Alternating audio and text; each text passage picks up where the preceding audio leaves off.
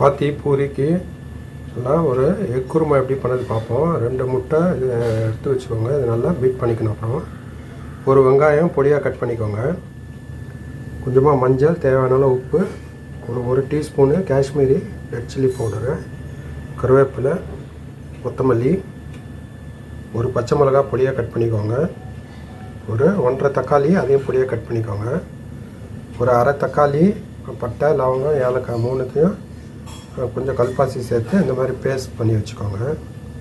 கொஞ்சமாக சோம்பு, முட்டையை உடைச்சி ஊற்றுறதுக்கு ஒரு ஜல்லிக்கரண்டி, இதெல்லாம் வச்சு ஒரு ஜல்லிக்கரண்டி எக் குருமா எப்படி பண்ணதை பார்ப்போம். முட்டையை இந்த மாதிரி நல்லா பீட் பண்ணி வச்சுக்கோங்க. இது ஜல்லிக்கரண்டி வழியாக ஊற்றுறப்ப நல்லா சைஸ் ஈவனாக வரும், நல்லா உதிரியாகவும் இருக்கும். ஒரு கடாயில் 2 டீஸ்பூனு எண்ணெய் எடுத்துக்கோங்க. பிரிஞ்சி இலை சேர்த்துக்கோங்க. சோம்பு சேர்த்துக்கலாம். பொடியை கட் பண்ணி வச்சுருக்கிறேன் வெங்காயம், பச்சை மிளகா, கருவேப்பிலை அதையும் சேர்த்துக்கலாம். வெங்காயம் கண்ணாடி பதத்துக்கு வந்துடுச்சு. இப்போ தக்காளி சேர்த்துக்கலாம். 3/4 டீஸ்பூனு இஞ்சி பூண்டு பேஸ்ட் அதையும் சேர்த்துக்கோங்க.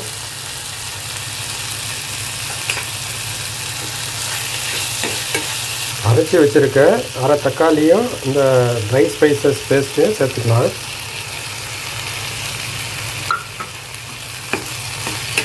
இது கொஞ்சம் குருமா திக்காக வரத்துக்கு நல்லாயிருக்கும். இது எல்லாமே கொஞ்சம் நல்லா வதங்கிடுச்சு. இப்போ உப்பு, மஞ்சள், காஷ்மீரி ரெட் சில்லி பவுடர் அதையும் சேர்த்துக்கலாம்.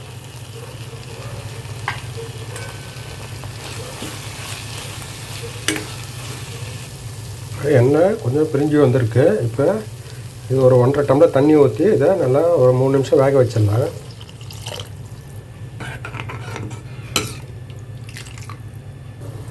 மூணு நிமிஷம் இது நல்லா கொதிக்க விட்டாச்சு. இப்போ பீட் பண்ணியிருக்கிற முட்டையை ஜல்லிக்கரண்டி வழியாக அதில் ஊற்றிடலாம். இந்த மாதிரி கரண்டியில் வச்சு ஊற்றுறப்ப உங்களுக்கு நல்லா யூனிஃபார்மாக ஸ்ப்ரெட் ஆகும். முட்டை ஊற்றுறப்பமா கிளறாமல் ஒரு 2 நிமிஷம் மறுபடியும் வேக விடுங்க. முட்டை ஊற்றி 2 நிமிஷம் வேக வச்சாச்சு. இப்போ நல்லா கலந்து விட்டுடலாம்.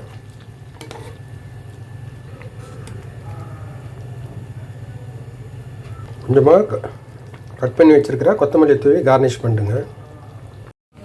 ஜல்லிக்கரண்டி எக் குருமா ரெடியாக இருக்குது. நீங்களும் ட்ரை பண்ணி பாருங்கள்.